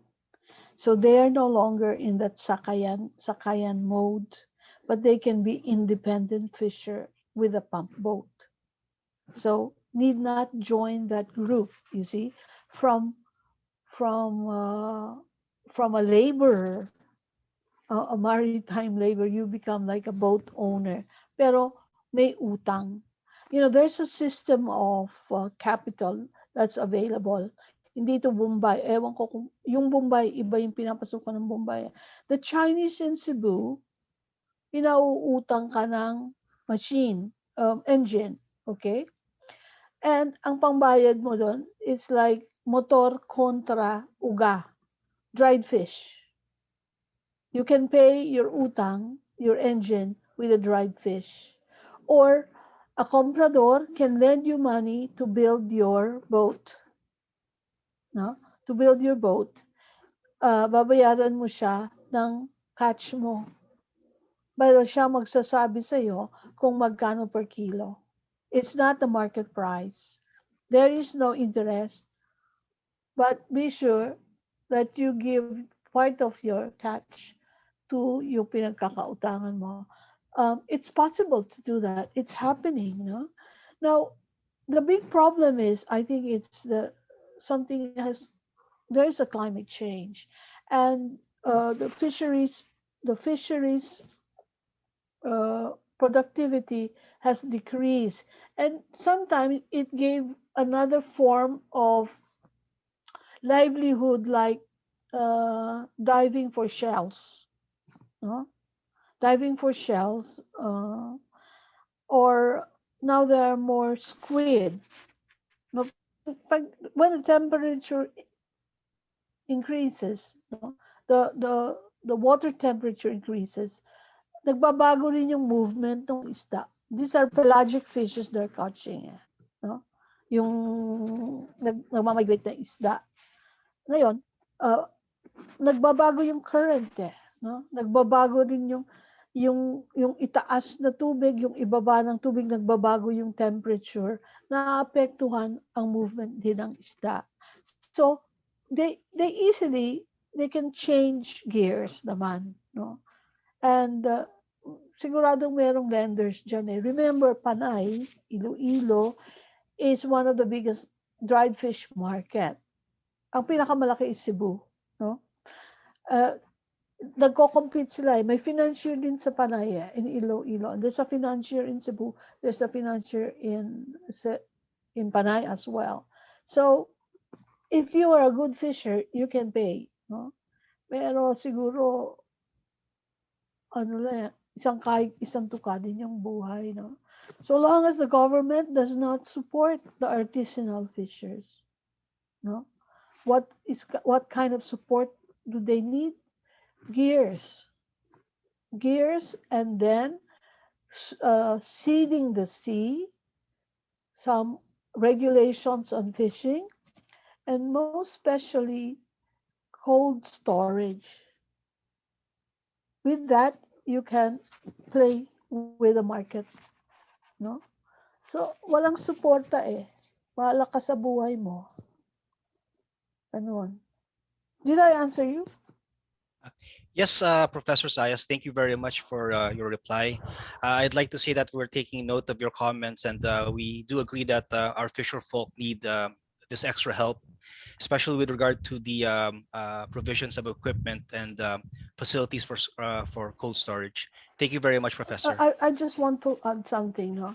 Yes, ma'am. When we were doing a study in Masinloc, with the problem of the Bajo de Masinloc, so the fishers told us that they are unable. No, this is 200. I don't remember, 206. I don't remember anymore. This before that conflict, no? Yung hindi na sila pinapapasok sa Baho de Masinloc. And a few months later, when we returned, sabi ng mga, oh, ano, kamusta na kayo? Nakakapangisda? Hindi na, mami. You know what happened to the women? They started to become OFW. Nag-apply na sila. No? Nag-OFW na sila. Ano ipaprocess nila? So, yung ibang fishermen, naging tricycle driver, o kaya naging construction worker, construction hand, no? Yun. So, yun yung isang dito sa Zambales, this is what had happened. By the way, these fishers of the Baho de Masinloc are the Bisaya of Cebu who traveled on a tabid in the 70s, and they established a community in Masinloc. They call that the Bisaya, the barangay ng mga Bisaya. That is the model I was telling you there. Thank you. Thank you, Professor, very much for your reply. I think we still have time for a few more questions. We have one more question here. It's also addressed to Professor Ybiernas. And the question is from Sultan Aquino. And the question is, sir, do we have historical records of our country's maritime trade or linkage with other countries, including the Europeans, prior to 1400, specifically during the time of the Sultanate of Sulu? Yeah. Yes, sir. Yeah, there is. Yeah, the most famous one, obviously, was the tributary missions, right? I think that is what he's referring to. The tributary missions of Sulu to the Emperor of China, right? Again, this is extremely important, and you have to take into consideration the context, right? China was at that time our most important and biggest trading partner, right? So most of our exports were bought by traders, either Chinese traders or intermediaries who eventually will sell these products to China, right? So I think the purpose of the Sulu tributary missions to China was essentially to solidify the political relations, as well political and commercial relations between Sulu and China, right? But I think the emphasis really was on commercial relations, right? Primarily because I think I mentioned this in the presentation, right? That the Philippines, because of the archipelagic nature of our country, the Philippines is littered, right? We are littered with entrepôts. There are so many of them, right? There's so many of them, and we pretty much have similar products to sell to the Chinese, pretty much, right? So I think it was important for Sulu to establish diplomatic and political, direct political and diplomatic relations with China to solidify economic relations. I think our hardworking men and women of the Department of Foreign Affairs, I think, understand this pretty well, right? That diplomacy uh, is incredibly related to economic relations and vice versa, right? So yes, the answer to that question is yes, right? But that is more of the exception rather than the norm, precisely because commercially at that time we were not an important market for China, right? We were not really that important uh, because we mostly traded in what might be considered exotic goods, uh, bird's nest, beeswax. There were even reports of parrots being exported to China, pearls. No? So these are things that are uh, that belong to a niche market, right? They belong to a niche market. It's not really something. It's not really something that uh, that a profitable and long-term economic commercial relations stand on, no? Because the demand for this product is highly volatile. It's a very highly volatile. It's a very highly volatile market. It's a niche market. No? So I think that was our problem, right?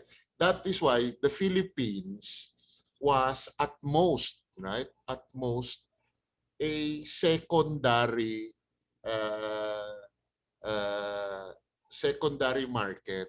It might even be tertiary market. We were not that. We were not that. I hate to admit it, but we are not that important, right? We were not that important, but we did participate, right? We did participate in that international maritime trade, right? So it was not enough for it was not enough to entice strong diplomatic relations with other countries. Now, um, uh, there were, of course, there were migrants, right? Migrants, both from the Philippines going to other countries, particularly in our neighboring Southeast Asian countries, as well as people from outside of the Philippines settling in our islands. Of course, the most famous ones are Sultan Abu Bakar of Sulu, as well as Sharif Kabungsuan in the Maguindanao area, right? So this went both ways, right? There were also reports of uh, people from Luzon, right? The Lusoes, right? Uh, they were noted by the Portuguese Tommy Pires in his uh, in his accounts. So, and this is consistent with what Dr. Zayas is saying about the uh, uh, characteristic, the nature of Filipinos as travelers, as sojourners, as people who were uh, moving to different places in search of better opportunities or new opportunities. It might not even be necessarily better, right? So, and that also explains the OFW phenomenon today. Filipinos have that, it's part of our culture to travel, to look for opportunities outside uh, of our communities, right? So yes, we have that, but we have to be careful when we look at those, and try not to put too much importance. Try to put, well, of course, Sulu wanted to put a lot of importance in the tributary missions to China, but I mean, let's face it, we were not that important. We were not that important to China. I mean, not as important as Borneo, for example, or not as important as the kingdoms in the Java Sea, not as important as the as Champa in what is now Vietnam, not as important as the other Southeast Asian kingdoms. Right? Thank you very much, Professor, for your very insightful views on the questions in response to the questions. We're actually out of time, but there are two more questions that actually there's a lot of questions coming in, but there are two questions that I selected because I felt that they are I'm sorry if I can't accommodate the other questions, but they are quite important the way I see it. One is addressed to Professor Zayas, while the other I believe could be addressed by either one of the professors, whoever would like to give it a crack. So the first one I wish to read is addressed to Professor Zayas. It goes, the question is, women's role in fisheries sector was discussed earlier. Is there a methodology to assess their participation, which appears to be limited to fish processing and marketing vis-a-vis men's role in fishing harvesting? How do we empower women in ocean-based livelihoods? For example, in their contribution to the sustainable development efforts. And then just to read the other questions and put it out there, the other question is, what about the role of Hindu Buddhist influences derived from Srivijaya, Srivijava, yes, Srivijaya, Majapahit, Mahapahit, Majapahit. and Champa Majapahit. kingdoms, yes, during the time of European contact? As we understand that Indian influences were rife, but have somehow been understated or overlooked in our history. Uh, Please, professors. yeah, can I just answer? The question addressed to me is what should be the role of women in fisheries development? Is that it? Yes, and how can we empower women in ocean-based livelihoods? For example, in their contribution to the sustainable development efforts. I think I saw several projects of the US aid and Philippine government. This is about the coastal resource management. And the University of the Philippines in Visayas is very active in promoting women's capacity building in coastal resource management. Actually, they found out that women are more reliable to participate in projects like coastal resource management. So women are there, and they're taken charge of some important jobs in the coastal resource management. Well, how do we empower women? You just give capital. You are empowering them because they know what to do. There's no capital. Provide infrastructure and capital, and then target women. Tingnan mo, maging masaya yan, malaking fiesta yan. Okay? And there's another thing I want, well, can I answer the next question? Yes, ma'am, of course. You Okay. may. I told you about this book. Take a look at this. Can you see? This is the Garuda. Huh? This is an Indian motif. This is a Garuda excavated in Butuan. You know, we have a big expedition in Butuan, and it's continuing. The National Museum is continuing that. The problem with Indic studies is we are not promoting it. You know, we're not promoting it. There's a very interesting topic. It is a very interesting topic to work on. especially when you're doing archaeology, because most of our work, most of the evidence of Srivijaya can be found, or the Majapahit, in the archaeological evidence. The other thing is our belief system. In the belief system, if you look at, maybe it's, you start with the dictionary research, no? Bathala, Diwata. There are many loan words in Sanskrit that it's possible to begin with. But wala namang masipag na scholar to do that, o masipag na teacher to encourage, no? So please, to get encouraged, go to the Ayala Museum, and this is the gold. This is the heritage that we have. Then probably we share this with India, because the Indians, how how bejeweled their men and women are. If you look at the Ramayana, it's fantastic, no? And you look at the Boxer Codex, napaka ano elegant our men and women are in the jewelry section. You can start there, but it's very sad that it is not promoted, and we don't have really an Indologist. No, the last one was Francisco. Unfortunately, has passed away many years. No, yeah, that's what I want to Thank you, say. Professor Zayas. Professor Ybiernas, would you want to give it a crack? The second question about Indian culture and its influence on Philippine society, and how it's been maybe overlooked during the course of us writing our history, sir?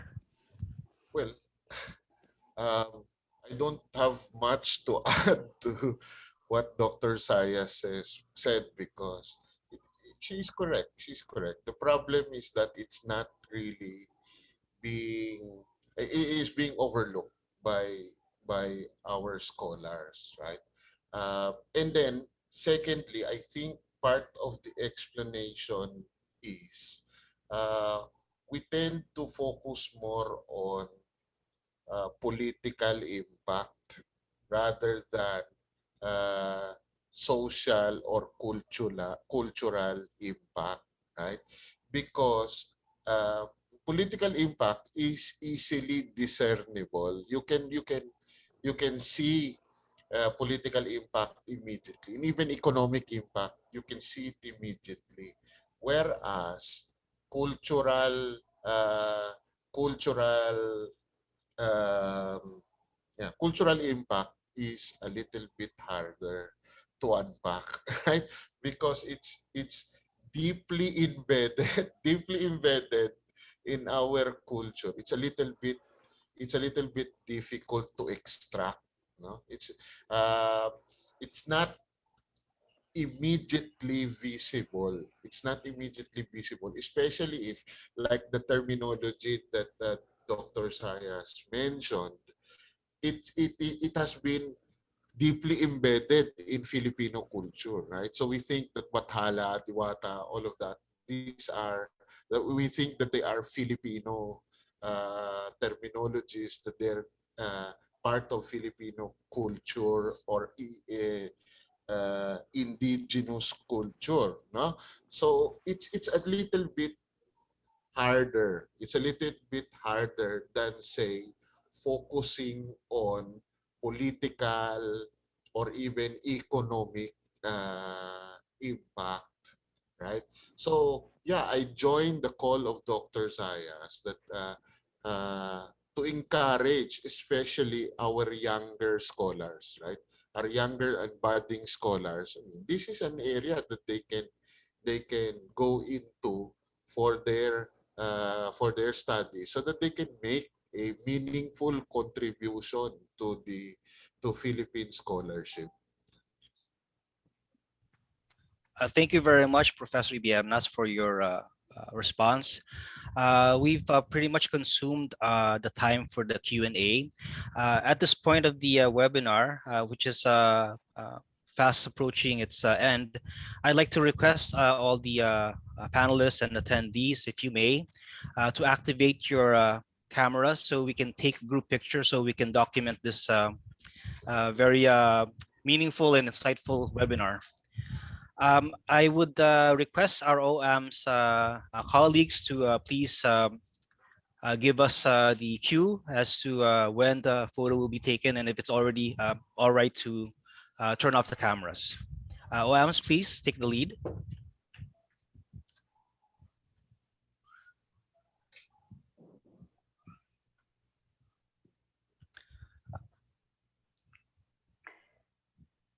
I'll take Some people are not on. The videos are not on. I'll Can just you give the turn on your. yes, Professor. I'll give the cue to the OAM's colleagues. On the count of three, please take our pictures.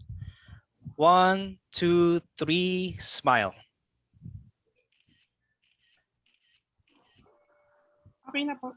Thank you very much. Thank you so much.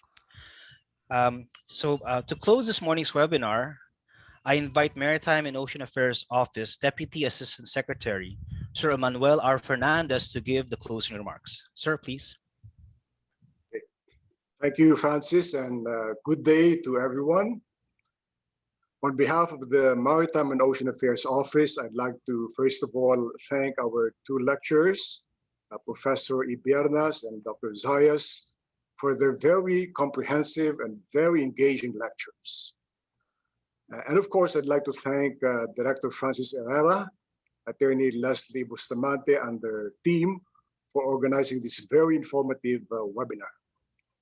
And last but not least, I'd like to thank all of you, both those from the Home Office, those from our Foreign Service Post, for attending this webinar today. Why don't we give everybody a virtual round of applause?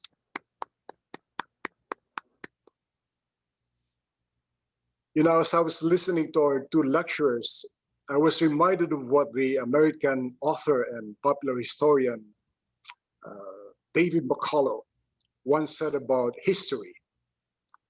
He said, and I quote, "History is who we are and why we are the way we are."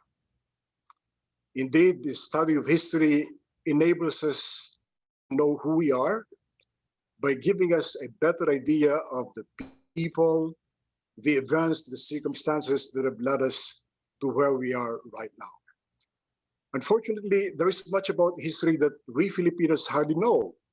For example, many Filipinos simply think of Magellan as the Spaniard who was killed by Lapu-Lapu. Lapu-Lapu is merely the killer of Magellan. As to why he killed Magellan, as to the economic and political dynamics behind the killing, these are details that we hardly know. The same is true about our pre-colonial women. We have a very simplistic, and if I may say so, a very one-dimensional portrait of pre-colonial women. We hardly know about their exact role, their identity in the making of Filipino history and in the molding of Philippine society. And that is why I am very, very glad that this morning, Professor Ybiernas and Dr. Zayas gave us a very comprehensive, a very textured portrait, not only of Lapu-Lapu, but of our pre-colonial women. This morning, my dear friends, we have been given the chance to look back on our history with a deepened sense of appreciation and a deepened sense of pride. But after this webinar, when we go back to our respective workplaces, I hope that we will bear in mind that every day we are likewise given the opportunity to take actions, to make decisions, to create pathways towards the future that could make the future generations of Filipinos equally proud of what we have done for their sakes. Again, thank you so much, and please, everyone, stay safe. Sir Dr. Manuel Fernandez, thank you so much for the closing statements. And that's the end of this webinar. Thank you all for attending. Also, again, thank you to Professor Vicente Ybiernas and Professor Cynthia Neri Zayas for agreeing to take part in this webinar. Lastly, I'd also like to thank our friends at the Office of Assets and Management and Support Services for their kind assistance and technical support behind the conduct of this webinar, particularly Assistant Secretary Medardo Macaraig, Mr. Rovel Tixon, Mr. Mark Espleta, and Ms. April Aliwalas. Thank you very much. And I wish us all a very pleasant afternoon and a very healthy lunch.